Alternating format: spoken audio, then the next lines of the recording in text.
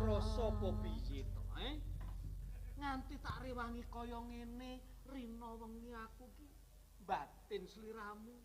Sami kalian kula. Sak jagat iki ora ana sing timbang.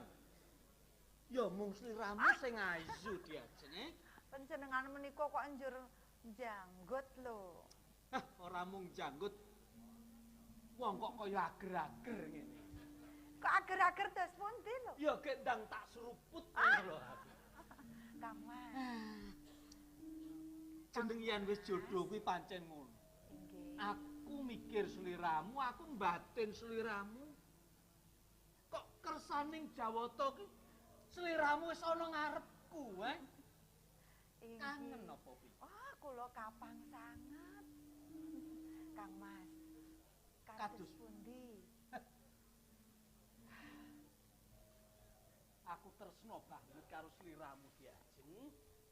Nganti tak rewangi kedarang-darang ngono tengah alas ngene. Teman. Kula nggih tresna sanget dhateng panjenengan. Kae. Ana kembang kang nedenge mekrok ana ing papan iki pindhane kaya taman swarga.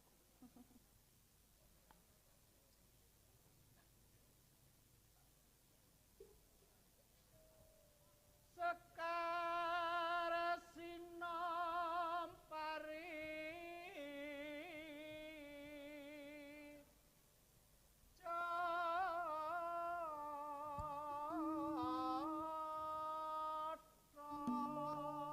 Mas kapan Kandas luas lelangane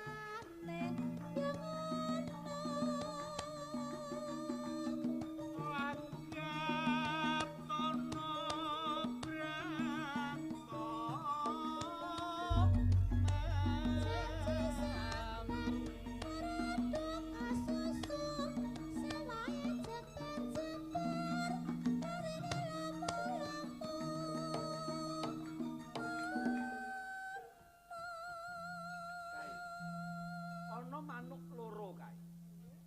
Cucuk-cucukan kae kaya aku lan sliramu ya. panjenengan menika lho.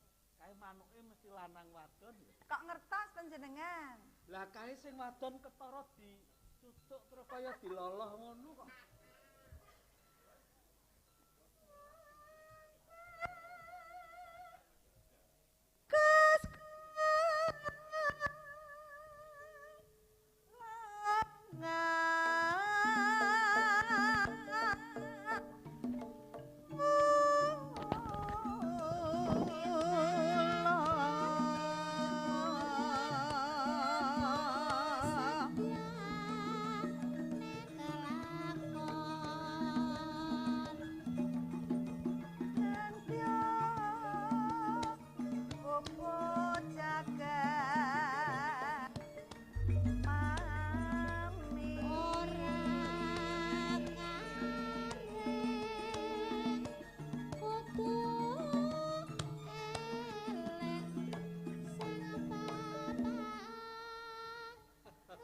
Boten saged tepih kula. Aku ya ora iso adoh karo sliramu. Kudu cecaketan rina pantaraning rabu. Ana ing alas gung liwang-liwung iki ora ana sapa-sapa. Anane mung aku karo sliramu. Saestu Tresnaku kuwi ambane ngungkuli ambane samudra. Keplase ngungkuli dhuwuring Gunung Mahameru Kakandhani. tresnaku tulus hati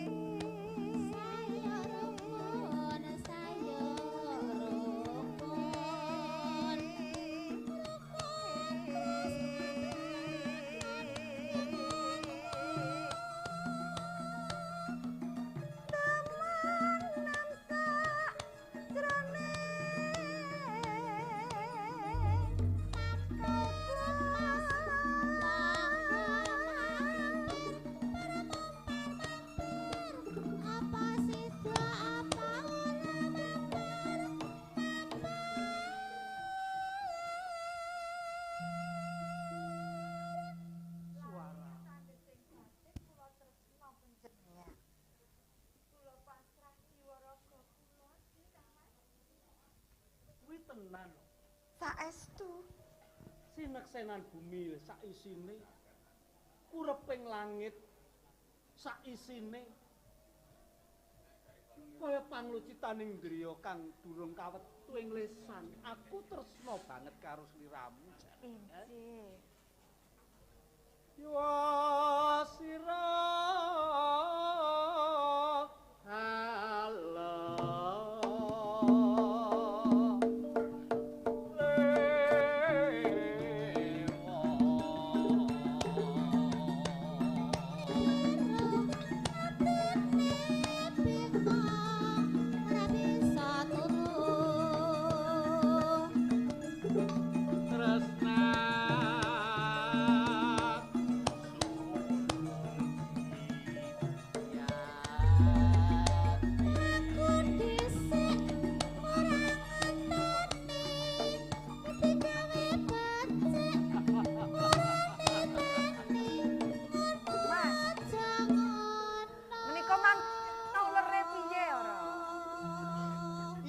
bakal ana ulere.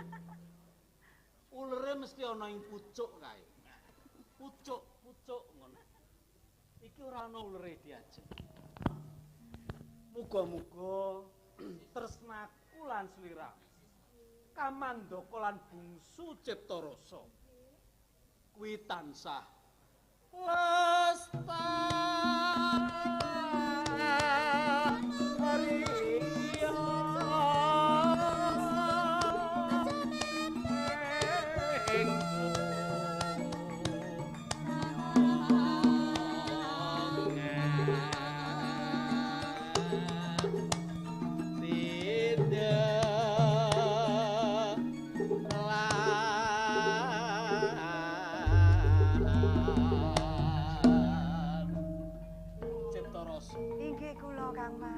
Lelangen ana sajroning samudra maju.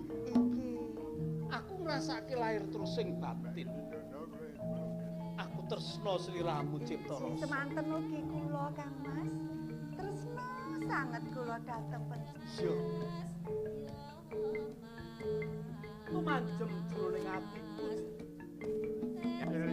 Mulane aku ora iso pisah karo sliramu. Diajeng cipta rasa sawangen. Aku sapa? Loh,